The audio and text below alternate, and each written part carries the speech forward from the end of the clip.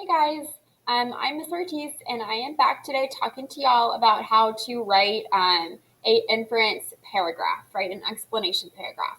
Okay, up until now, with your teacher, you have been practicing for like the last week and a half, almost 2 weeks, making inferences or assumptions about people and pictures, or based off of some writing, some of the stuff that they share about themselves. You've been making lots of inferences, lots of assumptions, but they've been kind of short, right? You've just been writing like one sentence, like statements that articulate what your inferences are.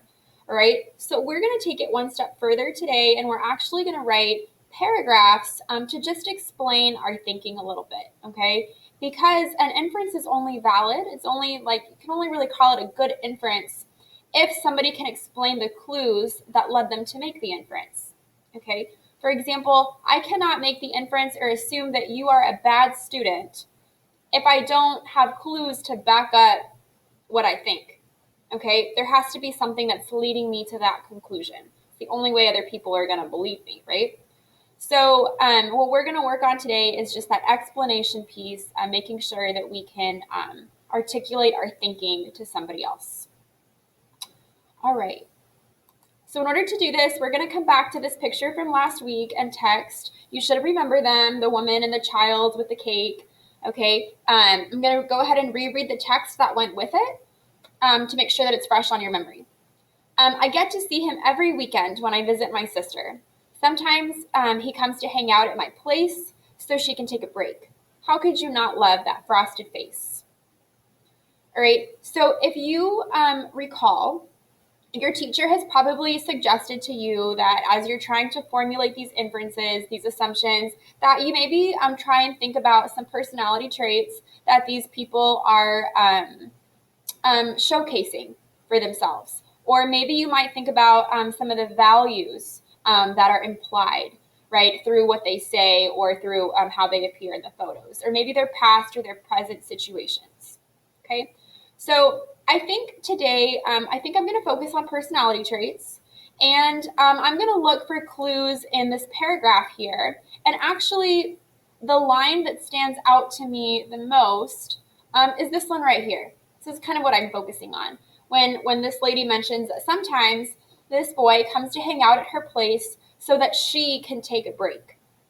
So the she that she's referencing is the boy's mom, right? Her sister. So she can take a break. So the boy goes over to this aunt's house so that mom can take a break. See, that actually tells me something about the mom.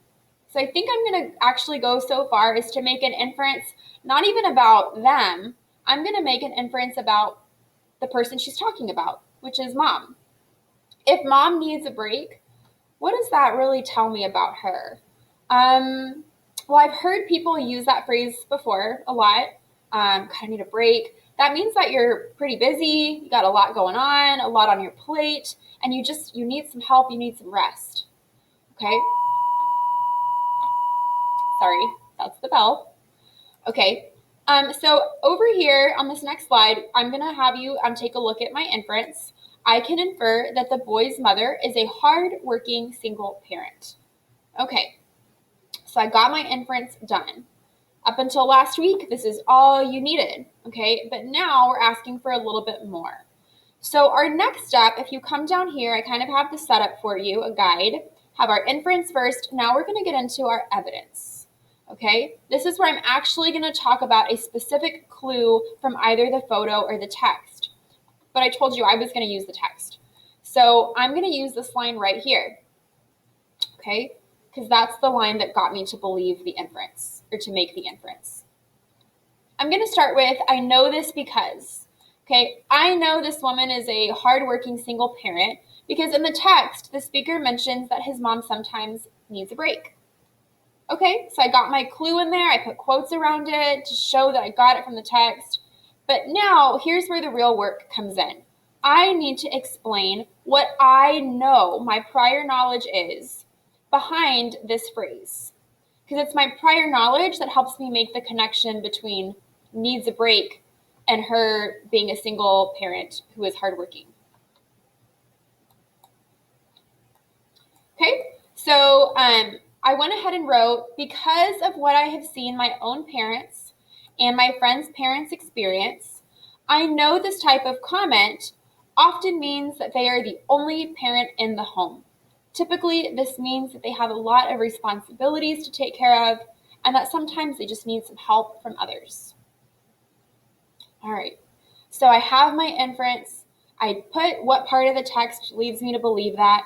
And then I also talked about my prior knowledge and how it helps me make that connection between the clue and the inference. All right, guys. So I encourage you to use this example as you are writing your own today during the independent part of class. You will get from your teacher another example of Humans of New York, right? Another set of a picture and a piece of text.